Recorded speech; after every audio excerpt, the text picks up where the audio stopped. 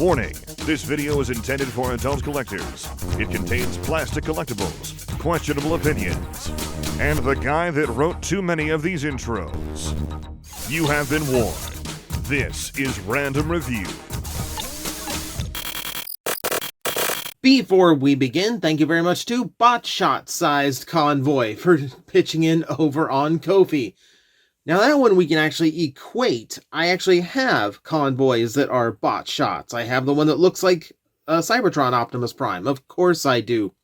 So now we can actually, like, that's only that big. Only like that big. So there are those. None of big convoy, but, you know, sized convoys exist there. But thank you very much for the support. All the support does keep the channel going, to keep the daily content coming. Cannot stress enough how important that is. That's why I say it every time. Let's talk about some toys, shall we? So, this is the new Timelines theme for 2026. This feudal era Japanese aesthetic that they are going for. And the first 2-pack is currently available. We are going to be starting with the Optimus Prime, as this one was the one that excited everybody when it came out, because this is kind of brilliant, isn't it? Optimus Prime as an ox cart. Well, you do get the same vibe that you're supposed to with Optimus Prime, you know, like vehicle in front, or beast of burden in this case, and a trailer in the back, except it's all in one and it's period piece. This is a pretty genius design idea. So if we start here at the ox, it does look pretty good. They've gone robotic with the aesthetic. That is the correct call. Head looks pretty well sculpted. Looks like he could come straight out of the Predacons if he wanted to. A little bit of gold there for the nose ring. Nice little touch. I like that. You can see a lot of the armatures that are going to be like bringing all of this up to his robot mode kind of pass for the harnesses that would be holding everything onto the animal. Pretty good touch there. I like that the individual hooves are also painted. They didn't really have to do that. They could have gotten away with skipping it, but here we are, and I think that's a nice little added detail that they threw in there. So, yeah, like, you're not going to get any, like, playability out of this. Like, they have little hinges for the transformation. That's about it. And the rear, you're definitely not going to get anything out of. When we get to transformation, you will see why. But no, it's a neat little robotic bison, bull, oxen, whatever.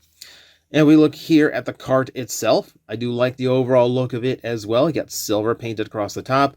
2 Autobot symbols there on the top, and then another Autobot symbol there on the side. You see repeated on the opposite. Blue for the windows, which are currently little slats. They are shut. Otherwise, like, open slats would be a little bit weird on this design. Yeah, and then mostly red and gray, so Optimus Prime colors, obviously.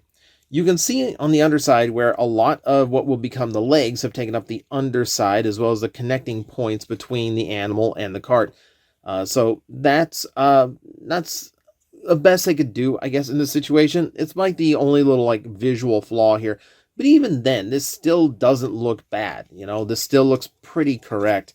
If you go to the rear, you start seeing some exposed vehicle stuff, or robot mode stuff rather, but you do get a little bit of coverage of the way it transforms.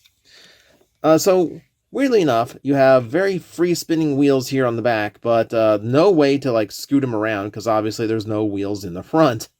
So there you go.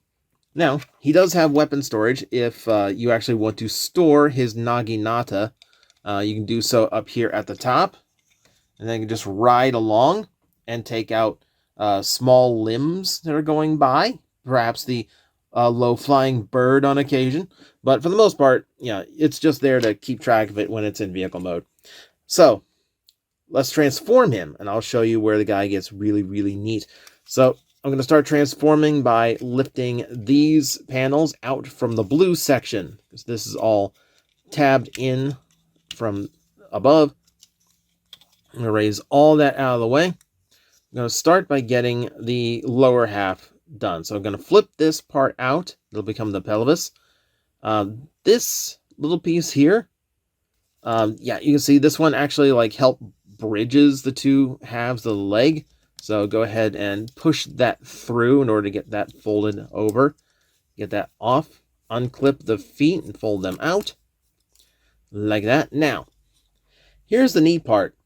The rear legs of the bison are actually the thighs of the robot mode. So I can actually like hinge those up and then hinge the whole thing forward in order to put it together. And then these blue panels here will fold up, lock them all into place, and that gives you your robot mode legs. I like that. That's a nice little like clever bit of transformation. All right, so rotate that around 90 degrees. Go ahead and hinge these parts down like so, so those blue sections are in the same alignment like that. You can also go ahead and open this part up to flip the heads around. That reveals the Optimus Prime head. I'm going to go ahead and take this, split it apart, and start folding things down. Arms come out, fists come down, and then we need to double hinge all this over and close that up. That's going to create the shoulder armor, just like that. We come back through here. I'm going to use those hinges. Fold those hinges up, kind of accordion them to his back, and then tab these gray pieces into the sides of those beast legs. Make sure everything is rotated forward, just like that. And that's going to be your Optimus Prime transformation. And that's actually a really, really neat transformation setup. It's a really, really fun toy to transform. Some clever little steps for a deluxe. Yeah, I'm pretty happy with how that works. And I am pretty happy with the overall delivery of the robot mode. I mean, he definitely does get this samurai aesthetic going, not just with his head, but I'm glad that the big shoulder armor is also included. That was a really clever way of using the big panels of the cart. That's a great little touch. We go in and zoom to his head. You see the bright blue shining through, but the head is adorned with silver and gold to get that aesthetic across, make him look a little bit more regal, a little bit more polished. Here you can see all those panels that were in the little blue sections that were in, have formed his traditional looking chest, along with some armor that now passes for his normal stomach grill. I love how that they have like incorporated all of these like feudal era Japanese details into his traditional appearance. So you would get the normal Optimus Prime experience despite the new aesthetic. It's a really, really clever balancing act they've done on this figure. Yeah, overall, yeah, like you see a little bits of silver here just to break up the blue a little bit when my camera decides to focus on it. A little bit of yellow there as well, which is traditional for the Prime. Yeah, it's just a really, really nice job all together and presents pretty clean. Yeah, you got those big wheels hanging off the lower legs, and these could be kibble if you really want to argue it, but really it's just part of the overall aesthetic. I give that a pass. So, really quick to go into the articulation. Rotation at the head. It feels ball jointed, but it really doesn't have much up and down give, so you're really just left and right there. Universal shoulders. These double hinge, so they get out of the way for any poses you want. Bicep rotation works, 90 degrees on the elbow, and ball jointed wrists. So you not only have full rotation, but a little bit of bend to it if you need that as well. We saw during transformation, the waist works 360 degrees. This folds up to get the hips, plenty of range and motion. Yep, universal there. There's a swivel just above the knee. I prefer a thigh swivel, but I will accept that knee swivel in a pinch. You do get a little bit beyond 90 on the knee, and then you get the ankle tilt as well. Lots of articulation. Pretty much hits all of the necessary points of articulation that we expect these days on a Transformer. So, that brings me back to his weapon, this Naginata, which is very simply done. It's just gold paint there for the blade itself. But in a nice little move, in order to actually use it, you can take the top, the blade itself, off, and that lets you slide that into Prime's hand and actually use it like so. There are several points where it's a little bit thicker on the actual shaft of the Naginata, so that's where Prime can actually successfully grip. So right now it's on this lower one, which looks better for attacking poses, And then for just like standing poses where he's just kind of holding it to his side vertically, that's the better notch to use. So you have lots of range, very characterful, good transformation. Overall, very, very nice. Now, you can see I'm ripping through this review a lot faster than I normally do, and that is because it is a 2-pack. So once we talk about Optimus, we have to get him out of the way. And then we bring in Starscream, the counterpoint. And Starscream is, well, there's really no getting around it. Starscream is just Airazor. They have literally taken the engineering from Kingdom Airazor, and they have adapted it to be a Starscream toy now. It's not a retool, it's all brand new parts, but they have definitely reused the engineering from the previous toy. Starscream is representing a form of eagle, because Hasbro is inspired by seeing like depictions of like early falconers, in part of like Japanese artwork, where he's originally supposed to be a crane. And I think the crane would have been way more interesting than this turned out to be. So, I mean, the head sculpt is okay. I mean, it's not blending in that well since, blue beak, red eyes, and all that. But it does serve. It does get that across. I like how much paint there is underneath the wing. So that looks good. I like the individual feathers that have all been done. A little bit of paint there on the claws, or rather, the feet have mostly been painted blue, and the claws are still exposed gray plastic. A little bit of red there. I like how the red does all come together to kind of make one solid band across. And then tail feathers have a blue paint across the top, just to get the tail fin color back where it's supposed to be. One detail I like is he actually has thrusters built in, implying that he has no intention of disguising himself. He's going to be going Mach 2 as an eagle if he so wants to. If I take these off, you can see, I can't remember. It's like these are like more traditional Japanese musket style rifles, like almost like flintlock. And I can't remember exactly what they are called. So you will forgive me if I'm not up on my ancient Japanese firearms. But the null rays have been redone to resemble them, which I do think is a nice little touch. I'm going to go ahead and take those off to get a little bit of a cleaner look at him. I mean, it gives you 5mm ports to play with if you actually want to armor up or weaponize your Starscream. But otherwise, the beast mode is admittedly underwhelming. So yeah, they don't really do anything to hide the robot mode legs or really transform them in any way except for an extra hinge on the ankle. On Airazor, this kind of worked because it blended better and she could squat down lower. Starscream is kind of forced to constantly be in this squatting in the woods pose, and it does not look flattering. I really would have preferred a little bit of extra engineering, considering how clever Prime is. I'm a little bit disappointed they didn't try to do anything to make these thighs form up into the body any better than this. So it's kind of a letdown. And that seems to be how these 2-packs go. They seem to always have one like really, really good figure, and then one where you just kind of go, well, I guess that's there too. But let me transform this guy so you get an idea of what you're getting into, just for the sake of clean transformation. I'm going to go ahead and take the tail fin off.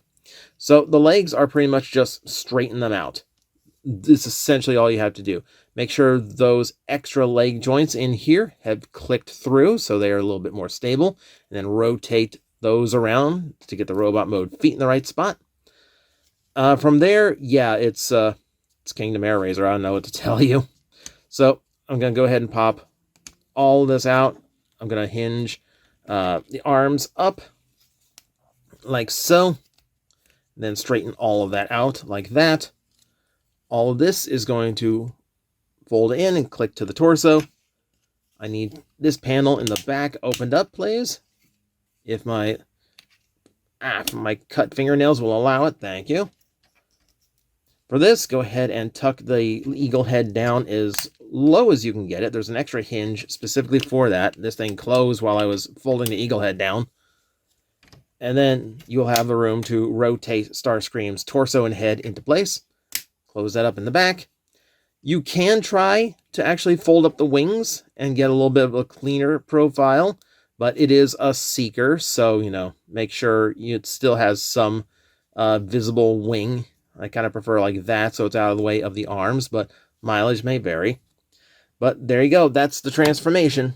And you can see it is fairly basic. You know, I don't mind Kingdom Air Razor as a toy. I will acknowledge it is not the most complicated figure to ever exist. So this is, considering, this is supposed to be like a special piece, a little bit of a letdown that they would reuse a previous figure's design.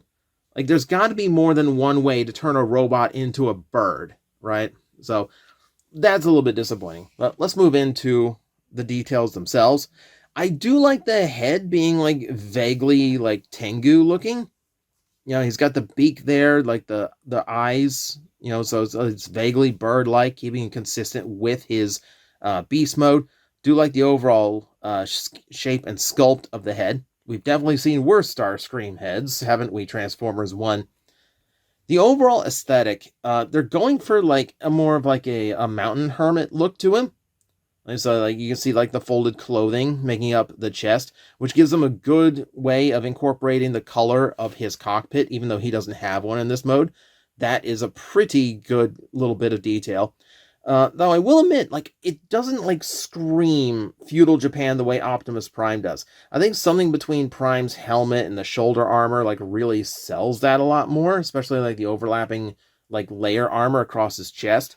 But here, like, you have to kind of search for it. It's not as overt. Like, you have to kind of notice that, like, his feet have actual sandals, or slippers, rather. You have to notice that, like these are designed to be, like, buttons. It's a little bit harder to find. It's not, like, as bold and out there.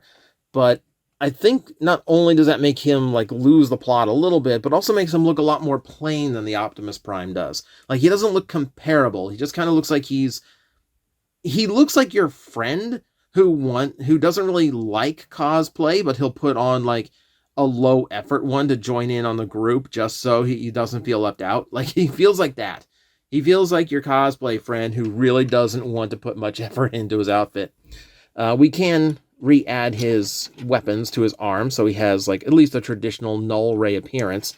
And I do like one touch they did. There is a curve to the gun, so it actually like rotates up and like stays flush to the shoulder, since they took advantage of this round shape to make that work. Nice little illusion, nice little touch and detail. So if we go to the articulation, he's got the head as well, but his ball joint works a lot better, so he does have upward motion. I want to point out the back.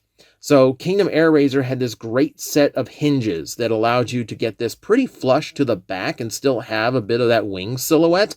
Starscream does not have that. 1, 2, 3 hinges are all you get. Now, he is a seeker. He is supposed to have a large wingspan. In fact, we can just rotate these wings out and have them like a little bit more traditional of Starscream, just spread out wide, and that still works and kind of makes sense for him. So this is like a mileage may vary. I really wish he had the engineering from Air Razor here. That would have given you a lot more display option. So, and also like different options for the bird mode, to have more like subtle wing flaps and all that. But is what it is. Universal shoulders, thanks to one hinge and one swivel here. You have a bicep rotation just above the elbow, and then a 90-degree elbow there. Once again, ball-jointed wrists, so you have an inward bend if you need it, but also rotation. Yep, you have 360-degree rotation here at the waist, universal hips, a thigh rotation that goes 360 degrees, very deep knee bend, and ball joints on the ankles, so full rotation, tilt, and all that. So, not going to knock the articulation. I will give Starscream that. Now, the hands can obviously fit the flintlock rifles, so if you want to armor up Starscream that way, perfectly fine. But you also have the tail, which now acts as kind of a fan weapon, or not even just like a weapon. If you just want Starscream to just look like a little bit like full of himself, because, that's Starscream, you could just have him just like idly fanning himself as he explains his villain plot. That way you get the like nice super villain look to him. So yeah, have fun with the fan weapon. It's at least unique. It does offer things other than just, I'm going to hit you with this thing. And that's the 2-pack. So overall, like, this does kind of feel like it hits the same vibe as some of the other 2-packs that we've had going on.